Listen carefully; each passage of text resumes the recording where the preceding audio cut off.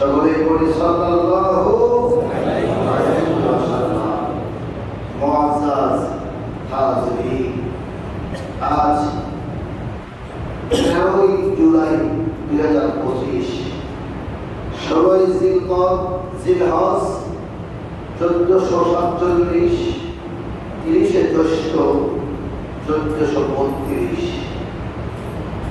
Dhaka Mirpur model থানা মসজিদে জুমার সালাতে ঈদের পরে অনেক চড়াই উত্তরাই পেরিয়ে বহু মানুষের ঈদের আনন্দ বিনাশ হয়েছে।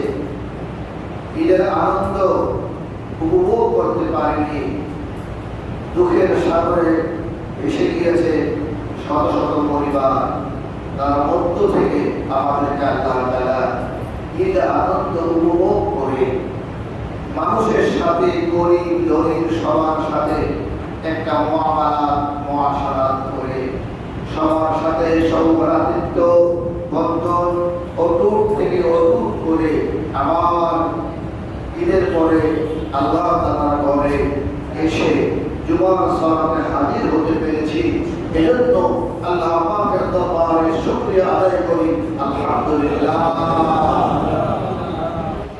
প্রিয় ভাইরা, আজকে জুমার খুতবাটি আপনাদের জন্য তৈরি করেছি এভাবে যে ঈদুল কাবাতিল মুশাররাফা, যে কাবা শরীফের, কাবা বাইতুল্লাহের যে ফজিলত, হজে যাওয়ার যে গুরুত্ব, আহদাফুল হজ, আহমিয়াতুল হজ, হজের গুরুত্ব, হজের উদ্দেশ্য, এই বিষয়টি এখন মাথায় দেওয়া দরকার। আগামী বছরে যারা হজে যাবেন, কারো জানা নাই যে আপনার কাছে আগামী 3 মাসের মাথায় হজের টাকা এসে যাবে কিনা। যাকাত যেমন 1 বছর পর্যন্ত আপনাদের আমাদের হাতে অতিরিক্ত নিসাবের বেশি থাকার পরে যাকাত খরচ হয়, হজ কিন্তু তেমন না। হজের মৌসুমেই যদি আপনার নিকটে হজে যাওয়ার আসার খরচ, পরিবারের খরচ মিটায়া যদি ওই পরিমাণ অর্থ থাকে, তার উপরে আল্লাহ তাআলা হজ খরচ হয়ে যায়। এই আয়াতটি আমি তেলাওয়াত করেছি। হাজিরিন, আপনাদের কাছে এই বিষয়টিকে এজন্য দিতে চাই, প্রেজেন্টেশন করতে চাই যে এই কয়েকদিন হলো হাজিরা ফিরতে শুরু করছে। গত রাত্রেও আমার বেশ কিছু হাজিরা চলে এসেছে, ঢাকায় নেমেছে, এবং আপনারা আনন্দিত হবেন যে শেখ আহমদুল্লাহ তো তার কমেন্টসে শত শত হাজি নিয়ে গিয়েছেন, তিনি যেটা প্রকাশ করেছেন। এরকম আরো গ্রুপ যে দীর্ঘ 53 বছরে এই বছরের মতো এত সহজে কোনো হজ আর পালন করে নাই। যারা 10-15 বছর ধরে গেছে তারা বলতেছে, এর মধ্যে কেউ শুনে আগের, কারণ 53 বছর আগে যিনি গিয়েছেন সে তো এখন অনেকে জীবিতই নাই। তবে যতটুকু শুনে যে সব থেকে নিকটতম, আমি তো 20 বছর আগে থেকে যাওয়া শুরু করেছি, তো এর মধ্যে এই বছরটি সৌদি ব্যবস্থাপনায় এবং মুআল্লিমদের ফি বেশি নিয়েছে, এর বিনিময় যতটুকু সার্ভিস দেওয়ার এবং রোড গলিগুলো অনেক পরিকল্পনা বিজ্ঞানসম্মতভাবে করার কারণে হাজি সাহেবরা অনেক কম কষ্টে হজ করতে পেরেছেন, আলহামদুলিল্লাহ।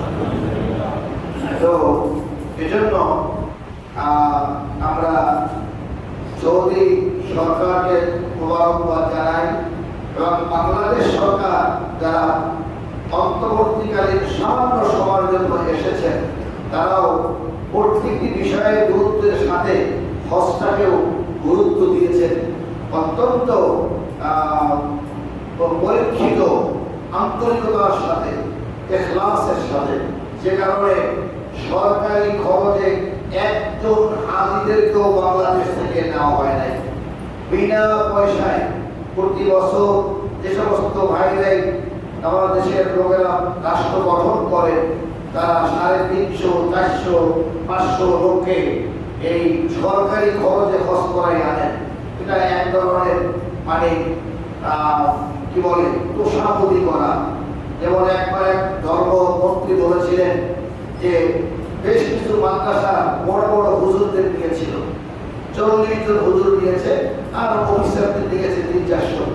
কারণ লোকেরা বললো এই সমস্ত হুজুরদের নিয়ে কি দরকার। তিনি জবাব দিয়েছিলেন যে কুকুর যখন খাদ্যের জন্য ঘেউ ঘেউ করে, তখন তাকে কিছু বস্তু দিলে ওই ঘেউ ঘেউ বন্ধ হয়ে যায়। তো এই কিছু বোঝেন না, কিছু হুজুর আছে যারা যদি আমরা তো দেশ যেমন চালাই দিছি, তাকে যদি তাদের মুখে একটু বস্তু দিয়ে দিই, মানে বিনা পয়সায় হজে নিয়ে যাই, তা ও আইসে আর আমাদের বিরুদ্ধে কিছু বলবে না। তাই এই বস্তু খাওয়ানা মানে কুকুরের সঙ্গে এই হুজুরদেরকে তুলনা করেছে। নাউজুবিল্লাহ। আমি তখন প্রধানমন্ত্রীর দলের সম্পাদক হই, আমি কখনো আবেদন করি নাই আল্লাহ তাআলা আমাকে নিজের পয়সা দিয়ে করাইছে তাই।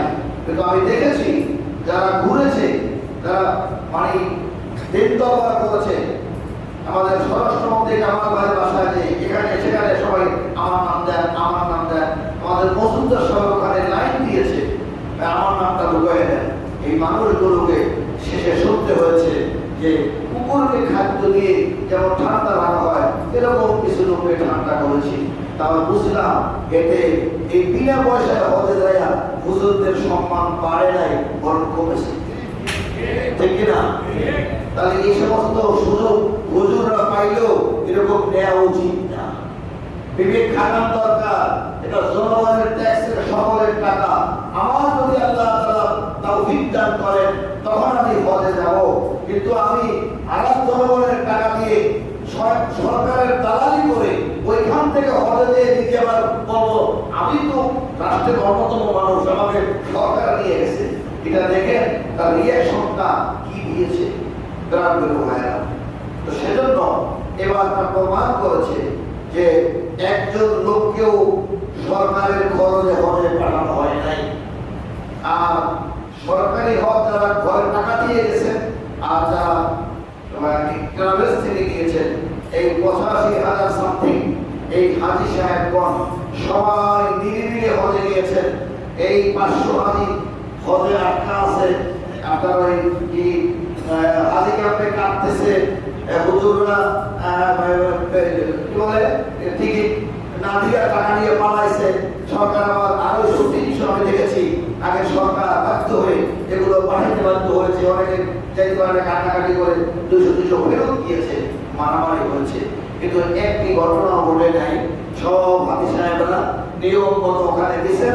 ওখান থেকে সৌদি যে আপনার জেদ্দার যে ইমিগ্রেশনটা সেটাও এখানে করে নিয়েছে, যাতে ওখানে নেমে আবার লাইন দিয়ে করতে না হয়। এত সুন্দর করে করে ধীরে ধীরে আরামে তারা চলে গেছে।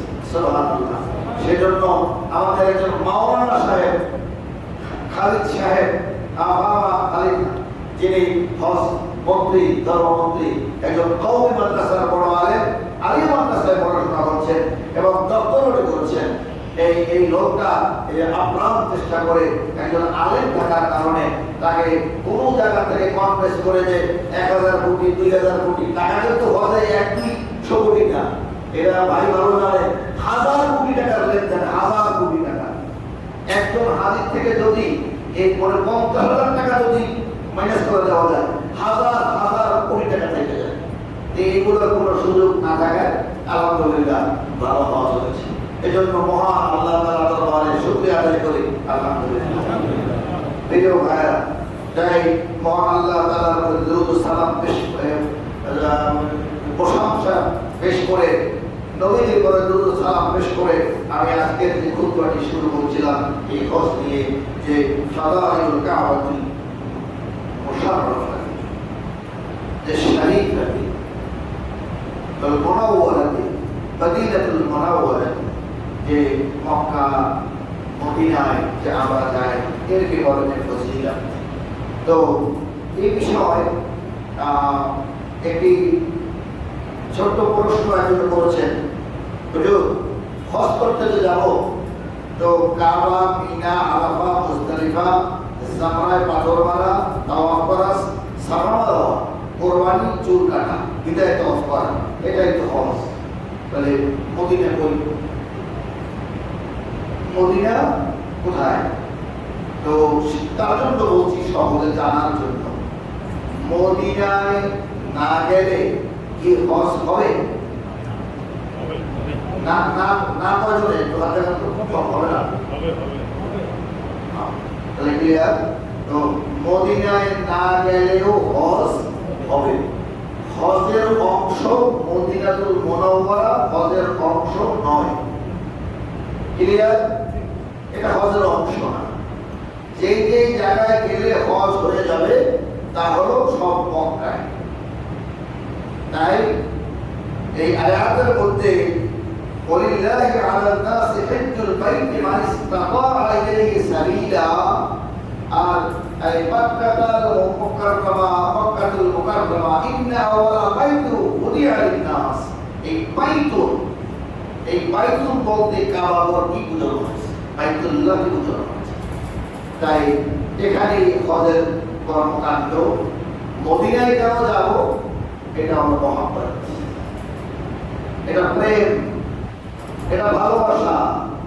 আল্লাহ রাব্বুল আলামিন বলেন, কুল ইন কুনতুম তুহিব্বুনাল্লাহ ফাত্তাবিউনি ইউহিব্বুকুমুল্লাহ ওয়া ইয়াগফির লাকুম যুনুবাকুম ওয়াল্লাহু গফুরুর রহিম। আল্লাহু আকবার। কি সুন্দর করে আল্লাহ বলছেন, হে নবী আপনি আপনার উম্মতদেরকে বলেন সকল কিছুর কেন্দ্র বিন্দু কিন্তু আমি অনুরোধ করব, হজের যে কয়টা শব্দ খুতবার মধ্যে যা শুরু করি, ফাতিহার মধ্যে যা পড়ি, কোরআনের খুব কম সূরাই আছে যার মধ্যে ইঙ্গিত না দেওয়া একটাই কাজ, তোমরা আল্লাহ তাআলাকে সর্বশ্রেষ্ঠ মানো, তার সঙ্গে কাউকে শরীক করিও না, এমনকি বিশ্ব নবীকেও না। বিশ্ব নবীকেও আল্লাহর সাথে মিলানো যাবে না। আল্লাহ হলেন স্রষ্টা আর নবী হলেন সৃষ্টি। তাহলে পার্থক্য আমাদের যে একজন সাধারণ মুচি বা একজন ঝাড়ুদার সেও একজন মানুষ, আবার একজন প্রেসিডেন্ট সেও একজন মানুষ। কিন্তু প্রেসিডেন্ট তার যোগ্যতায় লেখাপড়া করে যে মর্যাদার দিক থেকে সে উপরে, মানুষ হিসাবে সমান, রক্ত মাংস জিসমি দিক দিয়ে, কিন্তু বাস্তবে সম্মানের দিক থেকে সে উপরে। নবীও তাই বলেছেন, আমি তোমাদের মতো মানুষ, কিন্তু আমি মানুষের মধ্যে আল্লাহ তাআলা তাকে শ্রেষ্ঠ বানিয়েছেন।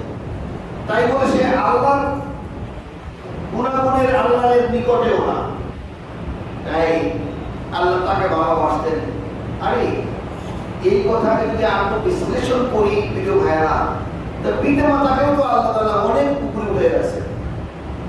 যে বলছে পিতা মাতার পায়ের তলে সন্তানের বেহেশত, তাহলে কত কাছে নিয়েছেন। আরো বলেছেন, রাব্বুকা আল্লা তা'বুদু ইল্লা ইয়্যাহু ওয়া বিল ওয়ালিদাইনি ইহসানা, আমি আল্লাহর পরে তোমাদের এক নম্বর দায়িত্ব হলো পিতা মাতার প্রতি তোমরা খেদমত করবে, তার দেখভাল করবে, তার সাথে সৎ আচরণ করবে, তার প্রতি ভালোবাসাকে বিচার দেবে, এমনকি ওয়াকুল্লাহুমা কওলান কারীমা। নবীজি বলেন, যদি এমন হয়ে যায় পিতা মাতা অন্যায় করেছে, তোমার প্রতি জুলুম করেছে, ভুল করেছে, খবরদার তুমি এমন প্রতিবাদী হয়েও না, বাবার সঙ্গে এমন খারাপ আচরণ করো না। ওয়াকুল্লাহুমা কওলান কারীমা, তুমি তোমার করুণার বাজু নয়ন নরম বাহুটা নরম আচরণটা, তোমার সেই দৃশ্যমান, তুমি তার কাছে মাথা নত হয়ে যাও, এমন ভাবে হয়ে যাও বলেন কারিমা, সম্মানের সাথে কথা বলে দোয়া করে দাও, বকুল রব্বির হামহুমা কামা রাব্বায়ানি সগীরা, আমি আল্লাহ তাআলা তোমাদেরকে মাফ করে দেব। নবীজি তাই বললেন ব্যাপারে যে যে ব্যক্তি পিতা মাতাকে পেল আর জান্নাত অর্জন করতে পারলো না, সে ধ্বংস হয়ে যায়। কতটা মানে জান্নাত লাভের আল্লাহর পক্ষ থেকে আল্লাহর পরেই স্থান কতখানি দিয়ে দিয়েছেন পিতা মাতার। তাহলে তাই বলে কি তারা আল্লাহ সমাতে পারবে? তা নয়, মর্যাদার দিক থেকে বলছে আমার পরে দেখো। তাই আল্লাহ তাআলা বলছেন আমাকে যদি ভালোবাসতে চাও আমি সব বলে কুনতুম তুহিব্বুন আল্লাহ। আল্লাহ ভালোবাসায় ইব্রাহিম আগুনে ঝাঁপ দিয়েছে, আল্লাহর ভালোবাসায় মূসা বাড়ি ত্যাগ করেছে, আল্লাহর ভালোবাসায় জাকারিয়া আলাইহিস সালাতু ওয়াস সালাম করাতে বিকম্পিত হয়েছে, আল্লাহর ভালোবাসায় হযরত মুহাম্মদুর রাসূলুল্লাহ সাল্লাল্লাহু আলাইহি সাল্লাতু ওয়াস সালাম তার সন্তান শহীদ হয়েছে। কত কষ্ট, একের পর এক আল্লাহর রাসূলের পরীক্ষার শেষ ছিল না, মৃত্যুর আগ পর্যন্ত। কবি আল্লামা ইকবাল বলেন বাতিল সে দফনে ওয়ালে आए आसमां नहीं हम, बातिल से दफने वाले आए आसमां नहीं हम, जो बरकर चुका है तो इम्तिहान हमारा। আল্লাহর নবীর কথা বিশ্বকবি আল্লামা ইকবাল বলেন বাতিলের সঙ্গে মোকাবেলা করতে করতে, যুদ্ধ করতে করতে, পরীক্ষা দিতে দিতে দিতে জীবনের সেই 40 বছর যেটি হয়েছে নবী পেয়েছে, 23 বছর পর্যন্ত নবীজির পরীক্ষা আর মোকাবেলার কোনো সীমা ছিল না। দিতে দিতে মুসলমানদেরকে অদ্যবধি পর্যন্ত নিয়ে আসছে। তারপরেও মুসলমানেরা, নবী তার সাহাবীরা ওই মুশরিকদের কাছে মাথা নত করে নাই। বিষয়টা ছিল তাওহীদ এবং শিরক। তাওহীদ, শিরক। শিরককারীকে আল্লাহ ক্ষমা করবেন না, মদ খায় মাফ করবেন, নামাজ পড়তে পারে নাই মাফ করবেন। আল্লাহ বলে গেছে মাফ করতে পারি নাই, কালকে থেকে পড়বো। সত্যি বলছো না? আল্লাহ মদ খাইছে, ও আল্লাহ মদ খাইছে, হারাম, তা কি করবো? আসলে আমাদের এসে বলছে খাবো না। সত্যি তো, ঠিক আছে মাফ করে। এই মানুষটি 2 মাস পরে আবার ফিরেছে, আবার সেই সন্ধ্যা আমাদের বলেছে আল্লাহ আমি মদ খাইছি, কতবার? যতবার এসে বলবে আল্লাহ আমি এটা ভুল করেছি, যতক্ষণ পর্যন্ত সাকরাতুল মাউত তার কাছে না আসবে ততক্ষণ পর্যন্ত তওবার দরজা আল্লাহ তাআলা খোলা রেখে দিয়েছে। কিছু লোকে ভুল বোঝায় যে খালি অন্যায় করা মাফসালা দরকার নাই, ঠিকঠাক হয়ে পরে একসাথে মাফসাই কি আছে না, ঠিকঠাক হয়ে পরে একসঙ্গে মাফসাই হইল কি ভাই? আমাদের আমি কিছু লোক পাইছি বলে এই বছর না তারিখ রাখতে চাই, আর একটু সুদের ব্যবসা আছে, তার সাপোজ বছর না একটু মানে ফলে যাওয়ার মেয়ে আছে তো, আমি যে বছর ফলে যাবো ফলে যাইয়া আইসা এবার একটা মোটামুটি দাড়ি ওখানে রেখে দেবো আর এই সুদ টুদ ছেড়ে দেবো। পরে এর আপন তার ইসলাম সম্পর্কে আসলে তার কনসেপ্টটা ক্লিয়ার না, সে ওই তখন আসবে। আচ্ছা সে কি জানে যে সে ওই পর্যন্ত তার টার্গেটে কোন বছর সে যাবে, সেই বছর পর্যন্ত বাইরে থাকবে, তারপরে হজে যাবে, আইসা তোমার সুদের মাফে। অতএব সেই গুনাহ যখনই হয়ে যায়, আগে কতবার করছি ওটা হিসাব করার দরকার নাই। সরকার আমার তারা করাইছে, আমি এসে তওবা করব, রাত্রে তওবা, সকালে গুনাহ হয়েছে আবার রাত্রে তওবা, আবার গুনাহ হয়েছে আবার তওবা। বারবার তওবার কারণে আল্লাহর আরশ থেকে তার অন্তরে এমন একটা নূর, একটা ভয় চলে আসবে, এরপরে সে আর ওই অন্যায় করবে না, আর তওবা করবে না। ওই কতগুলো একসাথে কইরা সেঞ্চুরি করে পরে একসাথে করবো না। এই তাহলে এটা এটা ভুল বুঝানো। আল্লাহর দরজাটা অনেক বড়, বারবার ক্ষমা চাইলে বারবার মাফ করে। তবে এইটা নিয়ত করে রাখা ভালো না যে চাবো আর করবো, চাবো আর করবো। এটা হয়ে গেছে মাফ চাই, আবার হয়ে গেছে মাফ চাই, কিন্তু নিয়ত রাখা ঠিক না যে আমি এইটা পথে থাকবো এরকম নিয়ত করতে প্রিয় হয় না। সেজন্য এই হজের ব্যাপারে মদিনা তার অন্তর্ভুক্ত নয়, এটা একটা জবাব। প্রিয় ভাইয়েরা, তাহলে মদিনায় ভালোবাসা আছে। তো মদিনার ঘরে এক রাকাত সালাত আদায় করলে 50,000 রাকাত সালাতের সওয়াব পাওয়া যায়। একটু জোরে বলেন সুবহানাল্লাহ। কাবা ঘরে করলে কত পাওয়া যায়? 1,00,000 রাকাত। আমি আজকে সকালে এটা লেখার সময় লিখছিলাম, তাতে হয় হলো 1,00,000 রাকাতে 200, মানে যদি একদিন নামাজ পড়ে, একদিনে হলো ফরজ নামাজ 17 রাকাত, নফল 12।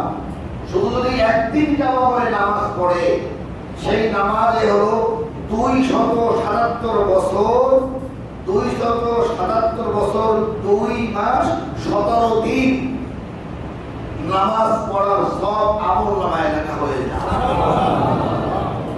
একদিন কাবা ঘরের মধ্যে নামাজ পড়লে 277 বছর 2 মাস 17 দিন। তাহলে এটা কত বড় মর্যাদা! তাই আল্লাহ রাসূল সাল্লাল্লাহু আলাইহি সাল্লাম বলেছিলেন যে যারা মক্কায় গেল না, হ্যাঁ, অর্থ সম্পদ হয়েছে কিন্তু মক্কায় যায় নাই, তারা ইহুদি হয়ে মারা যাক, নাসারা হয়ে মারা যাক, আমার কিচ্ছু যায় আসে না, মক্কায় যেতে হবে। টাকার কথা চিন্তা করে কোনো লাভ নাই। মক্কায় যাওয়ার জন্য নিয়ত রাখতে হবে, আমি হজ করব, আমি হজ করব। আমি একটা বাস্তব ঘটনা বলি আপনাদের সামনে, ঠিক আছে? বোঝা তো যায় না মানুষকে, অনেক ভিক্ষা করে, দেখবেন খরচ টরচ সব ঠিক আছে, কাপড় চোপড়ের অবস্থা, মানে সে বলতে টাকা আমার লোক আছে, সত্যি তার বাড়ি থাকা যায় নাই, তার ব্যবস্থা নাই। আর কিছু তো পাঁচতলা বিল্ডিং ভিক্ষা করে, এক ধরনের আছে, আমরা বাছাই করা বড় কঠিন। একটু খরচ করতেছে, ওনার যিনি হজে নিয়েছেন তিনি বলেছেন, তো হজ করে এগোতে পারে, স্যার আমাকে কিছু দেন। তো এই যখন হাত পাতে তখন সে বলে, স্যার আমি একটু মক্কা শরীফ যাওয়ার ব্যবস্থা করে দেবেন না? মক্কা শরীফ তাহলে 50 টাকা দিয়ে দেয়, যে মক্কা চিন্তা করে টাকাই দেবো, অনেকে যে কি করে ভিক্ষা চাইছে মক্কা শরীফ দেওয়া, মক্কা শরীফ যাইব এটা ভিক্ষা চাই। আবার একজনে 500 টাকা দিচ্ছে, দিয়ে বলছে যে স্যার আমি একটু মক্কা শরীফ দিতে চাই, যে আপনি একটু ব্যবস্থা করে দিতে। মানে যে এক করবে মক্কা শরীফ যাইব, ওটা দিয়ে 1 টাকা 2 টাকা 7 টাকা 6 লাখ টাকার ব্যাপার। তো সে কিন্তু ক্ষান্ত হন নাই, সে টাকা 100 টাকা 500 টাকা 200 টাকা যাই পেয়েছে, সে চাইতে রয়েছে আমি মক্কা শরীফ যাবো, যদি ব্যবস্থা করে দেবেন স্যার, আমি মক্কা শরীফ যাবো। এই করতে করতে এবং দেখা যায় যে ব্যক্তি 500 টাকা দিয়েছিলেন, সে ব্যক্তির কার বলছে যে তোমার নাম্বার আছে, বলছে নাম্বার আমার নাই, আমার আত্মীয় বা ভাই বোনেরা নাম্বার দিচ্ছে, এই নামে আমার নাম্বারটা নিয়ে আসছে।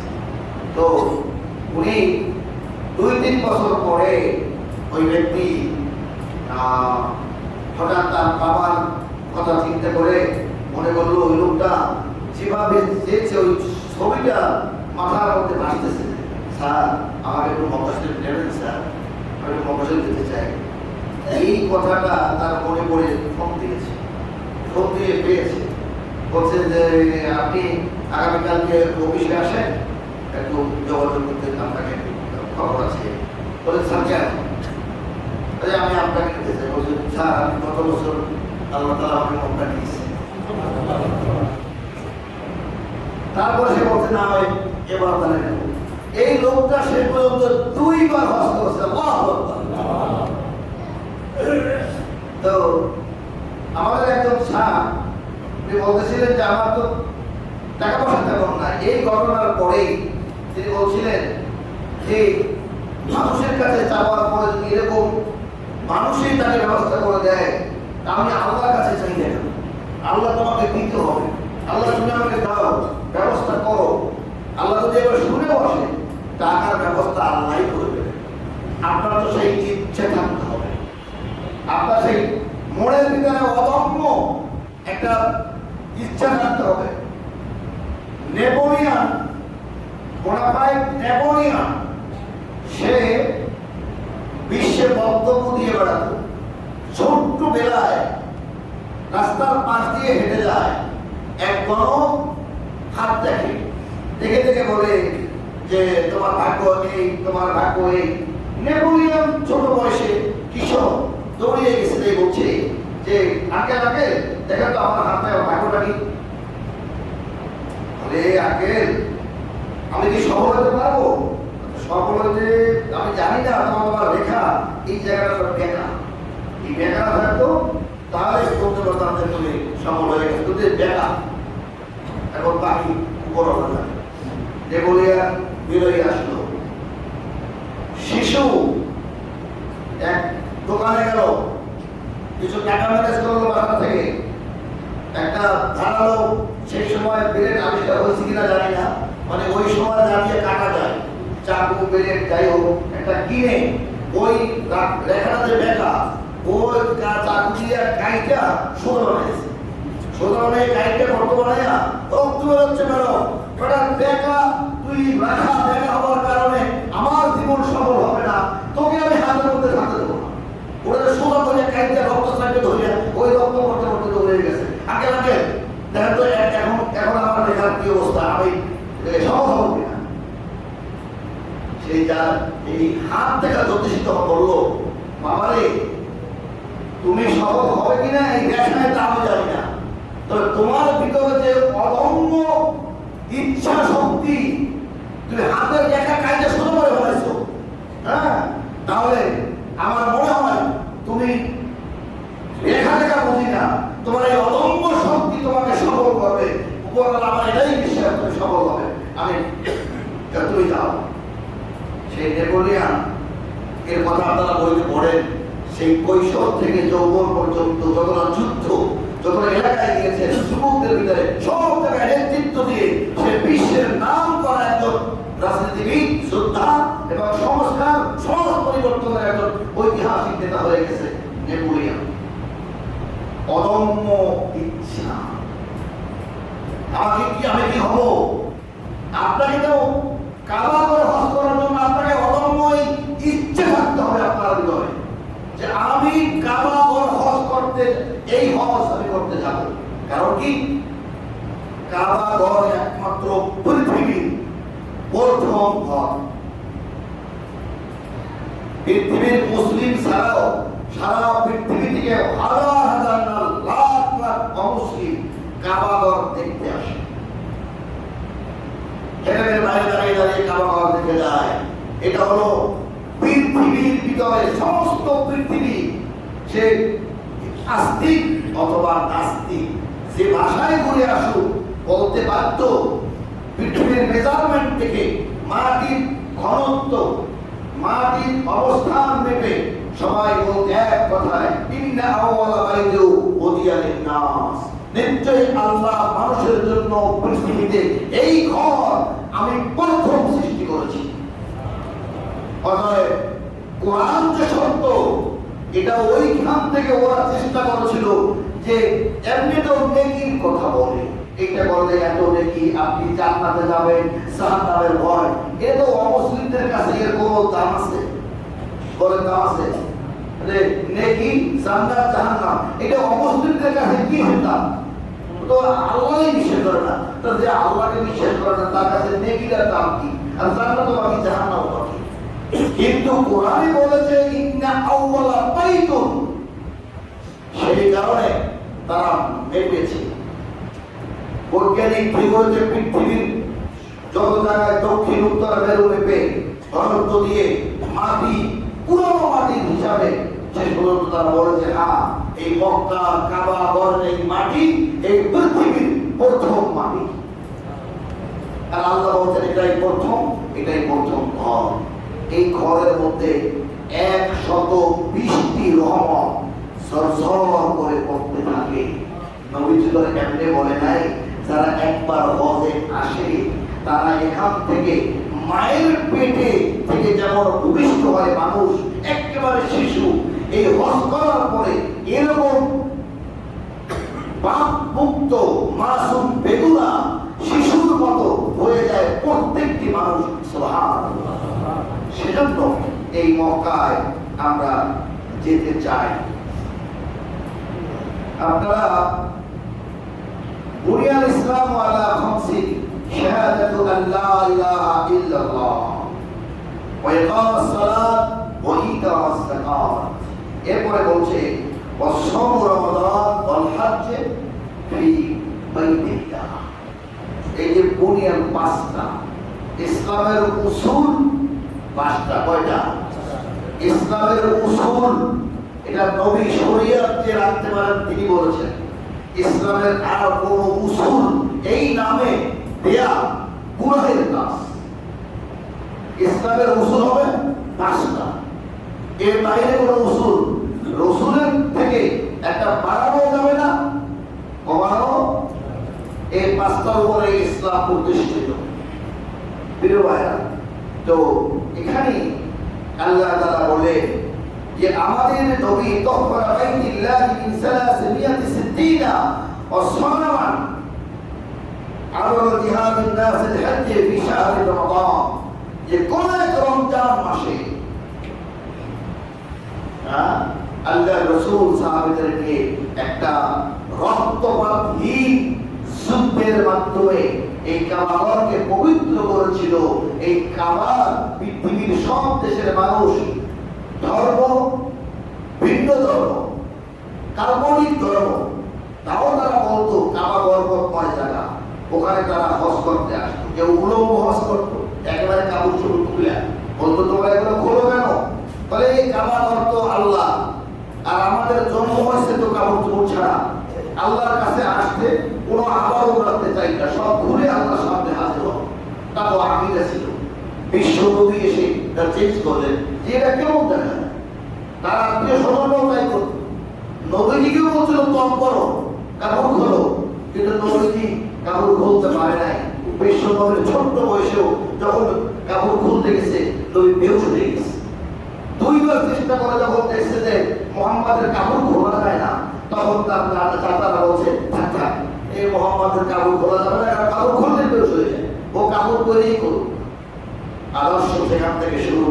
বিশ্ব নবী নবুয়ত পাওয়ার পরে তারপরও পারে না, এই উলঙ্গ বানা চলছে। এরপরে 10 বছর 13 বছর চলছে। এরপরে মক্কায় মদিনায় চলে গেছে। মদিনা থেকে যখন লোকজন তৈরি করে এসে মক্কা বিজয় করলো, তখন বাইতুল্লাহি ফি 360টি মূর্তিকে ফেলে দিয়ে এরপরে বলল আজ থেকে আর কোন ধর্ম বিশ্বাসীরা কেউ না উলঙ্গ কাবার মধ্যে প্রবেশ করতে পারবে না, সবাই কাপড় পরেই দোয়া করতে হবে। মুসলমানরাও করত, তখন অমুসলিমরাও করত। এরপরে নাযিল হয়ে গেল আয়াত যে কোন অমুসলিম নাজাসাত তারা বাইতুল হারামের মধ্যে প্রবেশ করতে পারবে না। তখন থেকে তাদেরও ঢোকা বন্ধ করে দিয়েছেন আল্লাহ তাআলা। প্রিয় ভাইরা, এই ঐতিহাসিক কাবায় আপনারা আমরা হজ করার জন্য যদি আমরা চিন্তা করি, আমরা ইচ্ছা করি আগামীতে আমি যাব। এই যে গুলশানের এক কাজের বুয়া, সে বলতেছিল কামা আমার কাছে হজ করতে মনে করে। তখন আমি অত বলে দিয়েছিলাম, ওদের মনে নাই, গল্পটা মনে আছে। তো বলছে যে এটা কি সম্ভব নাকি, কাজ করে কয় টাকা পাও? দেখেন, সে রাতে নামাজ পড়ে কাটতো, রাতে উঠে বলবোটাই কাজ করে, কিন্তু তার ওইরকম তো তার মনটা। কারণ আমি আজকে খুববার মধ্যে লেগে খুঁজতে পেয়েছি যে ইব্রাহিম আলাইহিস সালামকে আল্লাহ তাআলা বলেছিলেন, ইব্রাহিম তুমি আযান দাও, ইব্রাহিম তুমি আহ্বান করো পৃথিবীর মানুষকে, আসো তোমরা কাবার দিকে। এই আওয়াজ আল্লাহ যার যার অন্তরে পৌঁছে দিয়েছেন, যে যেখানে আছে তারা তাদেরকে ওই কাবারে আল্লাহ তাআলা পৌঁছে দেবেন ইনশাআল্লাহ। কিন্তু আপনাকে কে বলেছে যে আপনার কাছে এটা পৌঁছে নাই? আমাকে কে বলেছে যে আমাকে এটা বলতে হবে? আল্লাহ আমি চাই সেই আওয়াজটা তো ওই সময় পড়ছে তা না, এই আওয়াজটা ইথারের মধ্যে ভাসতেছে। যুগে যুগে যারা এরকম জন্ম হবে, আর আল্লাহ তাআলার সেই ক্ষমতা আছে ওই তরঙ্গের ভিতর থেকে নিয়ে তার কানের ভিতরে এই শব্দটা পৌঁছে দেবেন আল্লাহ।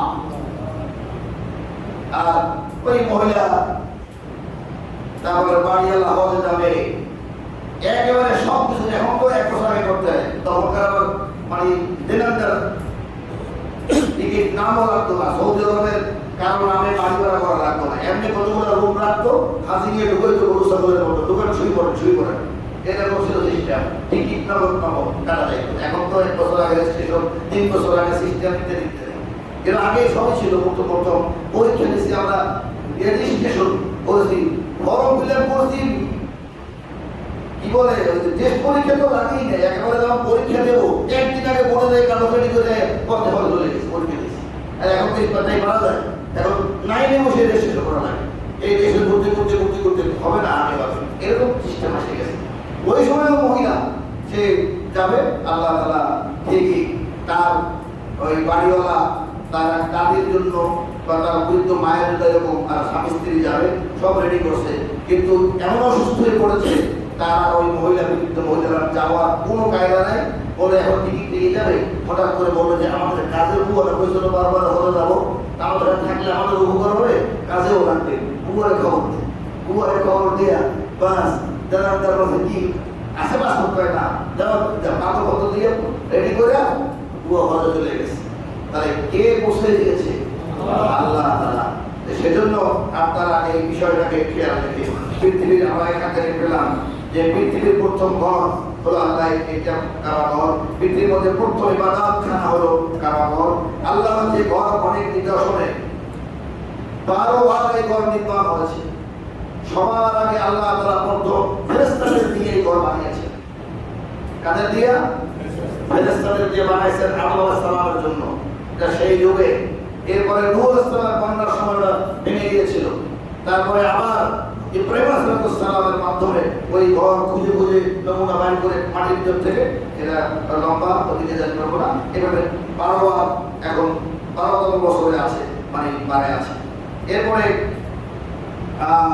কাবাঘরের আর একটা দিকে জান নাই, এবার একজন একটা মেয়ে গেছে, সে বাড়ি থেকে রওনা হইয়া মক্কায় বসে বলছে আমি চক্ষু মেলবো না মা, আমার মনের ইচ্ছা আছে কাবা ঘরে ঢুকি ওই জায়গায় যাই চত্বরে প্রথম তাকায় দেখবো আমি কাবা ঘর।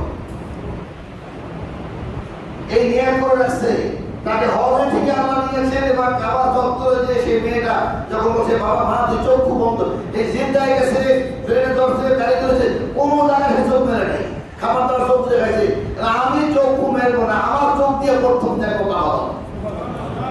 এবং সেই মেয়েটা কাবা ঘর চত্বরে চোখ পেলে তার কি হবে, ভালোবাসা।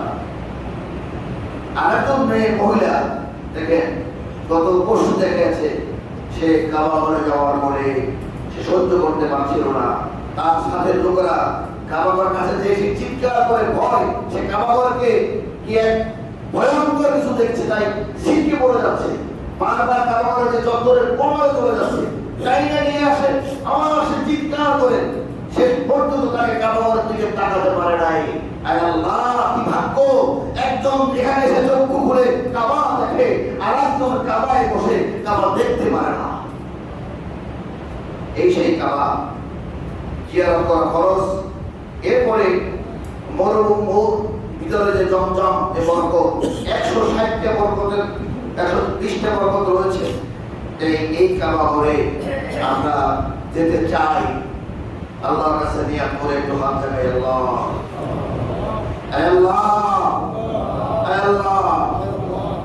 কাবা ঘরে এখন মানুষের বিদায় হচ্ছে, আগামী হজে তুমি আল্লাহ তুমি আমাদেরকে তোমার ওই ঘরে যাবার ব্যবস্থা করে দাও, আমিন। আল্লাহ তুমি কবুল করো, আমিন। মালিক তোমার এই গোলামরা, কেউ ছোট দোকানদার, কেউ কলামে শেখায়, কেউ বড় ব্যবসায়ী, তারপরে অনেকের নসিব হয় না। মাহবুব, যারা আজকে আমরা দোয়া করেছি, আমাদেরকে ওই তোমার বরকতময় কাবায় যাওয়ার ব্যবস্থা করে দিও, সকলে বলুন আমিন। আলহামদুলিল্লাহ আমরা এখন সুন্নাত করি ইনশাআল্লাহ।